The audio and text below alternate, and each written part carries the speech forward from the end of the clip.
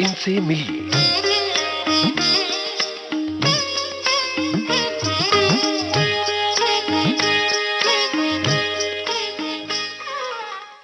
दोस्तों नमस्कार। आज के इनसे मिलिए कार्यक्रम में हम आपकी मुलाकात करवा रहे हैं जाने माने निर्देशक और सिनेमेटोग्राफर अविनाश अरुण से। आपसे बातचीत की है यूनुस खान ने। तो चलिए सुनते हैं ये बातचीत। इनसे मिलिए कार्यक्रम में आज हमारे साथ हैं मशहूर छायाकार और निर्देशक अविनाश अरुण। अविनाश जी, बहुत बहुत स्वागत है आपका विविध भारती के इस कार्यक्रम में। धन्यवाद यूनुस जी। अविनाश जी, बताइए कि कैसे केला फिल्म बनाने तक का आपका सफर तय हुआ, क्योंकि मूलतः तो आप छायाकार हैं। हाँ, एक्चुअली मतलब मेरा जन्म सोलापुर में हुआ था, महाराष्ट्र का, साउदर्न महाराष्ट्र का पार्ट है सोलापुर। और मेरे पिताजी की जो ट्रांसफर्स होती रहती थी उनके काम की वजह से, क्योंकि वो स्टेट गवर्नमेंट में एजुकेशन डिपार्टमेंट में काम करते थे। जी जी। और मेरा बचपन कोंकण में कोस्टल रीजन में गुजरा साल, और जगहें बदलती रहती थी। मैं नए नए दोस्त बनाता रहता था, और जैसे ही दोस्त बने मुझे 1-2 साल में कहीं और दूसरी जगह शिफ्ट होना पड़ता था। जी जी जी। तो जब मैं छोड़ के जाता था उनको, तब वो जो फीलिंग रहती थी अंदर की, अरे शायद मैं इन दोस्तों को कभी जिंदगी में दोबारा कभी नहीं मिल पाऊंगा, तो वो ख्याल जो है मुझे बहुत झंझोड़ के रख देता था। और उसी को लेके मुझे कुछ बनाना था। जो जो एक्सपीरियंसेस और जो चीजें जो आपको एक बच्चे को आगे की जिंदगी के लिए तैयार करती है, और उसको लाइफ को किस तरह से आगे देखें, या फिर एक जो समझदारी जो आ जाती है बच्चों में, तो उसी को लेके वो फिल्म बनानी थी। जो मेरी पर्सनल, एक बहुत ही पर्सनल कहानी और मेरी ही कुछ लाइफ के एक्सपीरियंसेस पे बेस्ड मैंने एक कथानक बुना।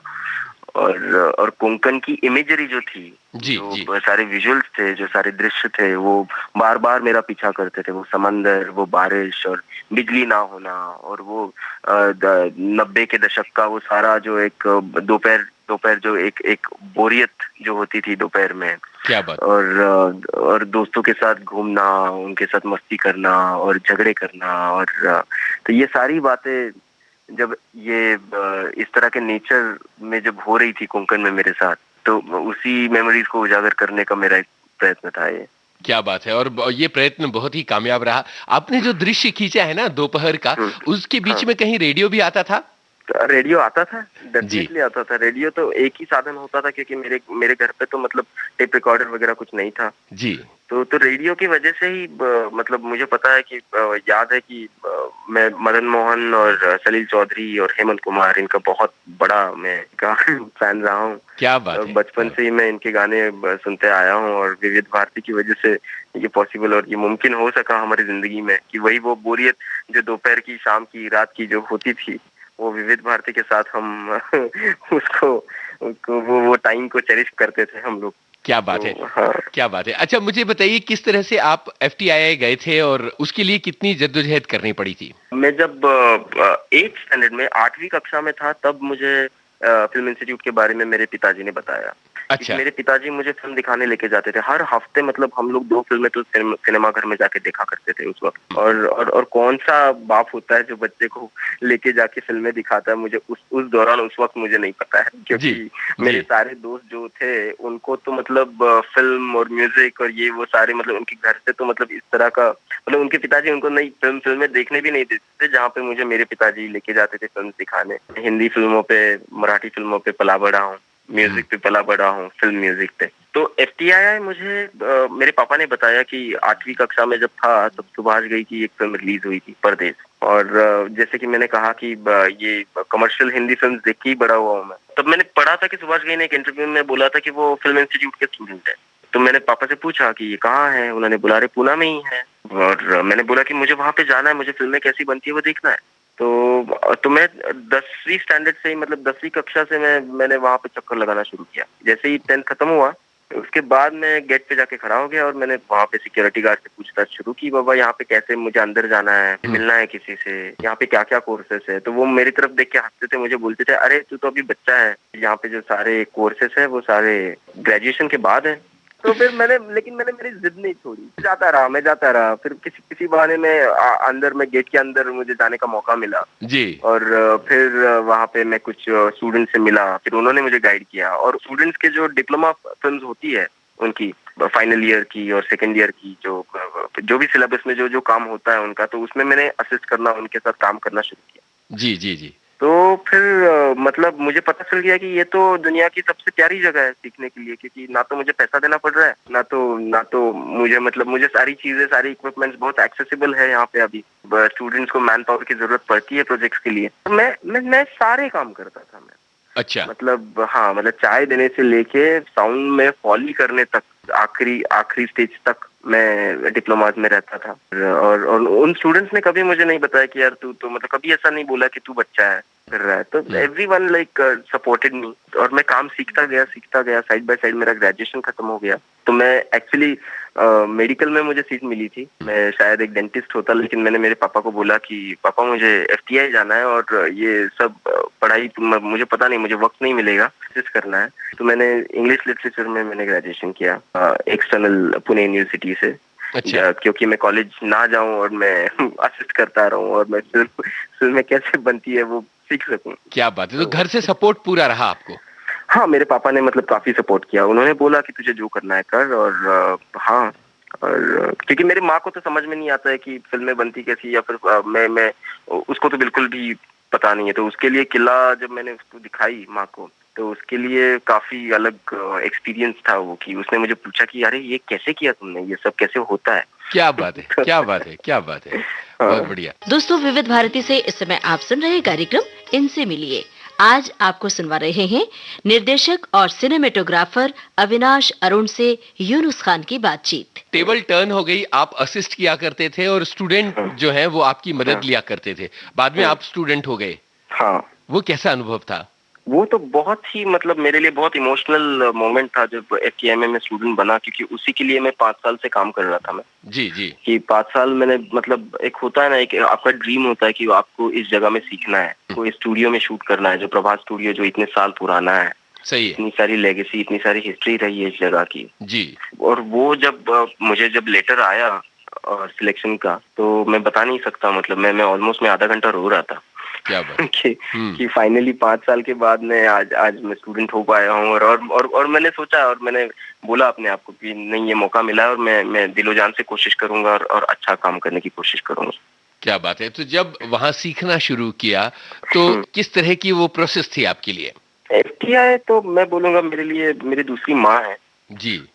जिन्होंने मतलब वर्ल्ड व्यू एक खोल के रख दिया उस जगह ने, क्योंकि दुनिया दराज से स्टूडेंट्स आते हैं वहाँ पे, अलग अलग भाषाएं बोलते हैं, अलग अलग कल्चर का आदान प्रदान होता है, और मतलब हर तरह से, मतलब वहाँ पे एक दिमाग जो है खुल जाता है।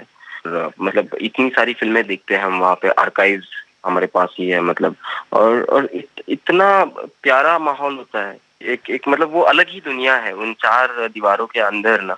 वो बहुत ही अलग ही अपना एक वर्ल्ड है, जो बहुत ही एक फ्री वर्ल्ड है। जी, जी। और हर किसी को वो फ्रीडम दिया जाता है कि आप अपने आप को जिस तरह से एक्सप्रेस करना चाहते हो, ये ऑडियो विजुअल मीडियम से, वो जगह वो करने देती है आपको।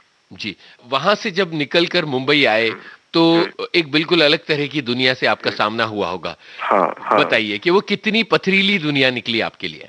नहीं, मेरे लिए तो फॉर्चुनेटली ऐसी पथरीली दुनिया नहीं रही, क्योंकि मैं जैसे कि मैंने कहा कि जब मैं असिस्ट करता था, स्टूडेंट बना, उसके बाद जो स्टूडेंट्स बाहर जा चुके थे, जी, मेरे जी। सीनियर्स, जी। वो ऑलरेडी बम्बई में काम करना उन्होंने शुरू कर दिया था। तो जैसे कि मनोज लोबो और दीप्ति गुप्ता, ये मेरे सीनियर्स थे, जिनको मैं जाके मैं एडवर्टाइजिंग में असिस्ट करने लगा, तो वो मुझे बुलाने लगे। बहुत तो बढ़िया। तो मुझे इतना दिक्कत नहीं हुआ इनिशियली कि काम ढूंढने में, क्योंकि उन्होंने मुझे देखा हुआ था, बिल्कुल। बचपन से देखा हुआ था ऑलमोस्ट। तो उन्होंने मुझे बुलाया और उनके साथ काम करने लगा। और जैसे ही मेरा डिप्लोमा खत्म हुआ, तब अनिल मेहता जो सिनेमेटोग्राफर है, जी, जी। उनके साथ मुझे काम करने की इच्छा थी, और मुझे मौका भी मिला। तो कॉकटेल करके एक फिल्म थी जिसमें मैंने उनको असिस्ट किया, बहुत मेरा डिप्लोमा खत्म होने के बाद। जी, जी।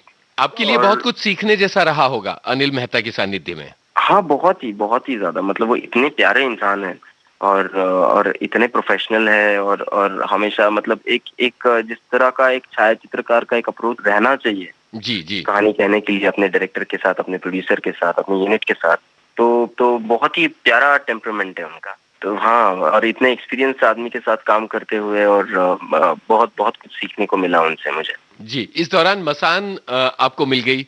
इसके बाद किला हुई। जी। जो मतलब एक शूट पे मैं मेरे प्रोड्यूसर दोस्तों को मिला, मतलब काइपोचे करके एक फिल्म आई थी हाँ जिसमें जी। अनय गोस्वामी मेरे सीनियर थे, उनको मैं असिस्ट करता था। अच्छा। उस फिल्म पे मैं असिस्ट कर रहा था, वहाँ पे मेरी पहचान हो गई उस फिल्म के एग्जीक्यूटिव प्रोड्यूसर अजय राय से। जी, जी, जी। तो अजय राय ने कहानी सुनी पहले किला की, और उन्होंने वो निर्णय लिया कि उनको ये फिल्म बनानी है। तब क्या मेरे पास बात है। स्क्रिप्ट भी नहीं थी, तो उन्होंने बोल दिया कि हाँ मुझे अच्छा लगा, अभी बनाते हैं इसको। मैंने बोला स्क्रिप्ट नहीं है, लेकिन उन्होंने मुझे बोला कि अभी तो आपने सारी कहानी बताई है मुझे, तो आप लिखिए इसको। 1 महीने में हमने कहानी पूरी पर मतलब पेपर पे उतार दी, जी। और अगले ही 2 महीने में हमने शूट शुरू कर दिया, और उस तरह से किला हुई। और किला का जब पोस्ट चल रहा था मेरा, जी। तब नीरज जीवन, क्योंकि मैंने अनुराग कश्यप के लिए एक शॉर्ट फिल्म शूट की थी, उनके साथ मैं बतौर छायाचित्रकार मैंने वो शॉर्ट फिल्म की थी, और वहाँ पे नीरज से मेरी मुलाकात हुई थी। जो मसान के निर्देशक। हाँ, जो मसान के निर्देशक है, जो अनुराग कश्यप के असिस्टेंट हुआ करते। जी, जी, जी। तो वहाँ पे नीरज और मेरी दोस्ती हो गई, और नीरज ने मुझे अपनी फिल्म के बारे में बताया। किला के पोस्ट में जब मैं बिजी था, तब नीरज का एक दिन मुझे फोन आया, और उसने मुझे कहा कि अविनाश, मुझे एक पिच वीडियो शूट करना है फिल्म के लिए, मतलब फाइनेंस खड़ा करने के लिए, कि उसका स्क्रिप्ट सेंडान स्क्रिप्ट लैब में सिलेक्ट हो गया था। तब वहाँ पे जाके उसको पिच करना था, और उसके लिए कुछ एक वीडियो उसको बनाना था। तो उसने मुझे फोन किया और मुझसे कहा कि मैं 2 दिन में मुझे निकलना है वीडियो शूट करने के लिए, लेकिन मेरा जो कैमरामैन था वो उसको कोई रीजन से वो नहीं आ पा रहा है, और अभी लास्ट मोमेंट पे फोन कर रहा हूँ, लेकिन तू आ सकता है क्या शूट करने? 4 दिन का शूट करना है मुझे। तो मैंने बोला यार नीरज, मैं तो आ सकता हूँ, लेकिन मेरा फिल्म का पोस्ट चल रहा है और मुझे सबटाइटलिंग करनी है किला की, क्योंकि मुझे फेस्टिवल्स के लिए भेजनी है फिल्म। तो मेरे पास कोई है नहीं सबटाइटल करने में, और उसी में मेरा वक्त जा रहा है। उसने मुझे बोला कि मैं किला का सबटाइटल करता हूँ और तू ये पिच वीडियो शूट कर। क्या बात। ऐसा मामला वो शुरू हुआ, और मैंने बोला कि हाँ चलो मैं करता हूँ पिच वीडियो शूट। तो तब मुझे नहीं पता था, और उसको भी पता था कि मैं शायद फिल्म नहीं करूंगा, और मुझे भी नहीं पता था कि मैं मकान में फिल्म करूंगा। हम लोग गए, हमने 4 दिन शूट किया, और पहली बार मैं जब बनारस में गया, उस शहर से प्यार हो गया मुझे।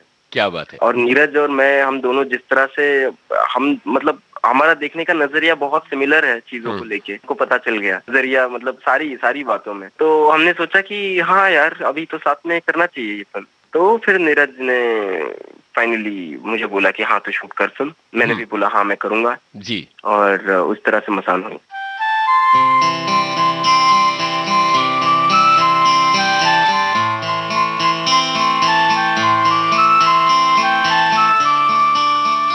तो दोस्तों, ये था आज का इनसे मिलिए कार्यक्रम। इसमें आप सुन रहे थे निर्देशक और सिनेमेटोग्राफर अविनाश अरुण से यूनुस खान की ये बातचीत। इनसे मिलिए कार्यक्रम को विविध भारती की ओर से आपकी सेवा में प्रस्तुत किया विजय दीपक छिब्बर ने। दोस्तों, इस दिलचस्प बातचीत का अगला हिस्सा हम आपको सुनवाएंगे अगले हफ्ते इनसे मिलिए कार्यक्रम में। सुनना ना भूलिएगा। इनसे मिलिए।